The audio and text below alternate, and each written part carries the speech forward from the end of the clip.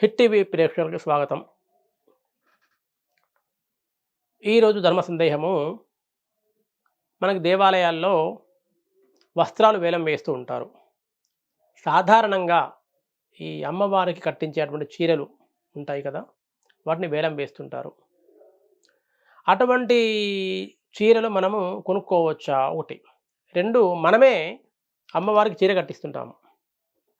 శుక్రవారం రోజు అభిషేకం చేస్తే చీర కట్టాలని ఒక చీర కొనుక్కోపోదాం, ఇస్తాము. కొన్ని దేవాలయాల్లో ఆ చీర ఉంచుకుంటారు. కొన్ని దేవాలయాల్లో ఆ చీరను మళ్ళీ మనకిచ్చేస్తారు. అలా అమ్మవారికి ధరింపజేసిన చీరను మనము ధరించవచ్చా? అనేటువంటి సందేహము చాలామందికి కలుగుతూ ఉంటుంది. కొందరు అడిగారు గూడా. ఎలా అమ్మవారు కట్టింది కదండీ మరి. అమ్మవారు కట్టుకున్న చీరను మనం కట్టుకోవచ్చా? అలాగే గుళ్ళో ఉన్నటువంటి చీరే కదా అది, దేవాలయంలో దాన్ని మనం ధరించవచ్చా? దానివల్ల మరి మంచి జరుగుతుందా? లేకపోతే ఏమైనా ఇబ్బందులు జరుగుతాయా అని. ఇక్కడ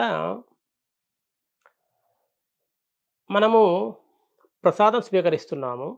తీర్థం స్వీకరిస్తున్నాము దేవాలయానికి వెళితే. తీర్థము స్వీకరించినది ఏ తీర్థం మనకిస్తున్నారు వాళ్ళు? ఆ స్వామివారు గానీ, అమ్మవారు గానీ, ఆ దేవతాశక్తికి చేసిన అభిషేక తీర్థాన్ని మనకిస్తున్నారు. పంచామృతం అయితే పంచామృతం, కొబ్బరి నీళ్ళు అయితే కొబ్బరి నీళ్ళు, మామూలు అయితే మామూలు జలం తీర్థంగా స్వీకరిస్తున్నాము. అవి అమ్మవారి మీద నుంచి దేవతామూర్తి నుంచి పడినటువంటి ఇదే కదా! అలాగే ప్రసాదం స్వీకరిస్తాము. అసలు ప్రసాదం పెట్టని దేవాలయం అనేది ఉండదు మనకి దాదాపుగా. ఏ దేవాలయంలో ప్రసాదం పెడతాము. అది ఎక్కడి నుంచి పెడతారు?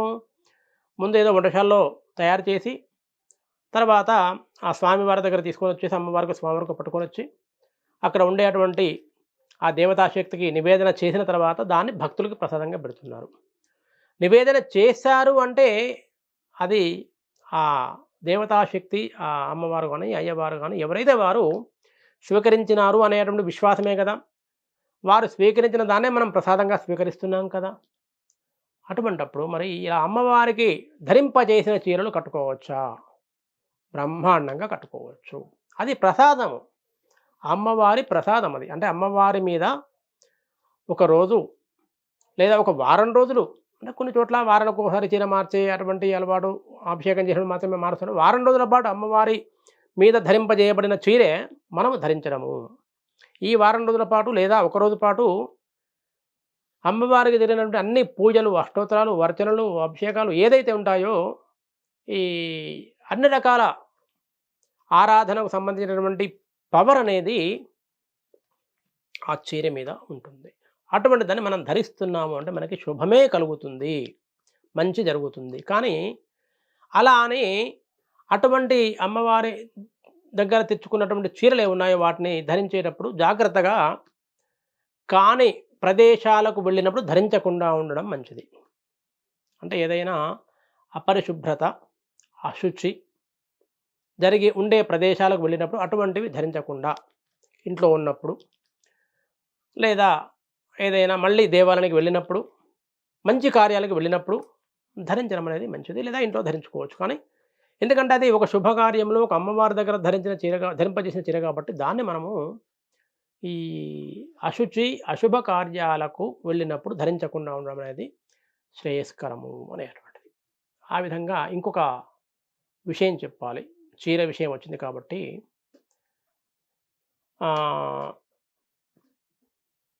మీరు దేవాలయానికి వెళ్తారు. అక్కడ ఒక సహస్రనామం చేశారు. సరే, కొద్దిగా మీకు అక్కడ ఉండేటువంటి అర్చకుడు పరిచయం.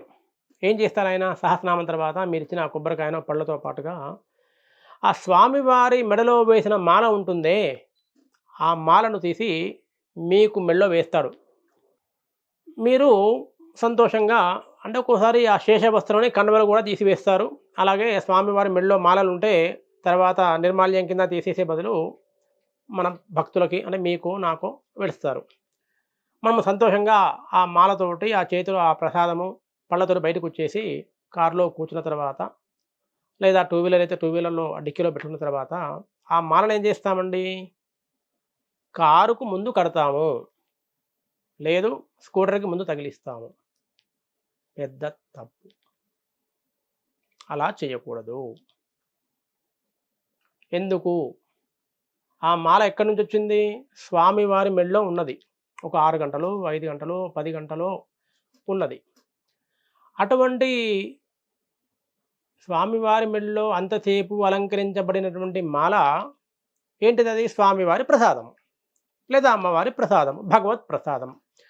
అటువంటి భగవత్ ప్రసాదాన్ని మనకు ఆశీర్వచనంగా అక్కడ ఉండేటువంటి అర్చకుడు మన మెడలో వేసినప్పుడు, మనకు ఆశీర్వదించినప్పుడు దాన్ని మనం ఏం చేస్తున్నాము?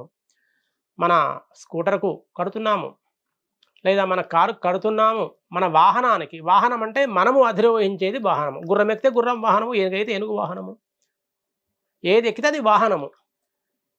మన వాహనానికి దాన్ని ధరింపజేసి మనము దాన్ని అధిరోహిస్తున్నామంటే స్వామివారి ప్రసాదాన్ని మనము ఏం చేస్తున్నాము?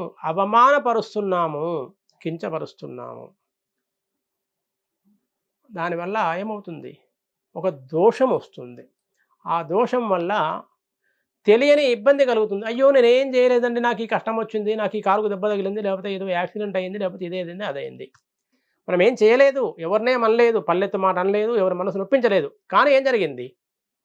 మనకు తెలియకుండానే దేవాలయంలో భగవత్ ప్రసాదాన్ని మనము అవమానం చేశాము. మనం ఎక్కే వాహనానికి దాన్ని ధరింపజేసి దాని మీద మనం కూర్చున్నాము. మరి ఆ ఫలితం ఎక్కడ పోతుంది? కాబట్టి అలా వేయకూడదు. ఏం చేయాలి?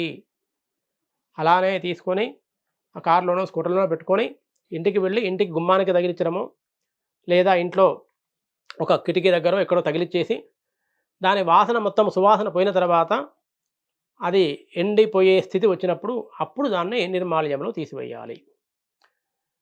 ఇదే మనకి దేవీ భాగవతంలో ఒక వృత్తాంతం ఉంటుంది.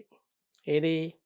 ఇలా స్వామివారి మాలను ధరిస్తే ఎంత దోషం కలుగుతుంది అని దేవీ భాగవతంలో ఒక వృత్తాంతం ఉంటుంది. ఆ వృత్తాంతాన్ని మనము తర్వాత ఇంకో ధర్మ సందేహం వచ్చినప్పుడు వివరంగా తెలుసుకుందాం. కాబట్టి ఎవరు కూడా మీరు ఈ వీడియో చూసిన వారు ఎవరైనా సరే నిరభ్యంతరంగా ఈ అమ్మవారి వస్త్రాలే కాదు, ఎక్కడైనా విష్ణువాలయాలు అటువంటి చోట కూడా వారు శేష వస్త్రాలు ఇస్తే శుభ్రంగా మనము ధరించవచ్చు. కానీ అశుభ్రత ప్రదేశాలకు ధరించకుండా ఉండడం మంచిది.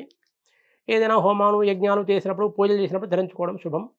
అదేవిధంగా ఆ చీరలు కూడా ధరించడం అనేటువంటిది చాలా శుభాన్ని మాత్రమే మనకి కలిగిస్తుంది. కాబట్టి ఎటువంటి సందేహము లేదు. ఈ స్వామివారి మాలను మాత్రము ఎట్టి పరిస్థితిలో కూడా మీరు ఈ వాహనాలకి వేయకండి అనేటువంటిది. మరి వేస్తే ఏం జరిగిందంటే దేవీ భాగవతం వృత్తాంతం ఉన్నది ఒకటి. దుర్వాసుడు ఇంద్రుడికే జరిగింది. అది దుర్వాసుడు ఇస్తే ఇంద్రుడికి జరిగింది. అది ఇంకో ధర్మ సందేహంలో అవకాశం ఇచ్చడం మనము చెప్పుకోవడానికి ప్రయత్నం చేద్దాము. ఓం స్వస్తి.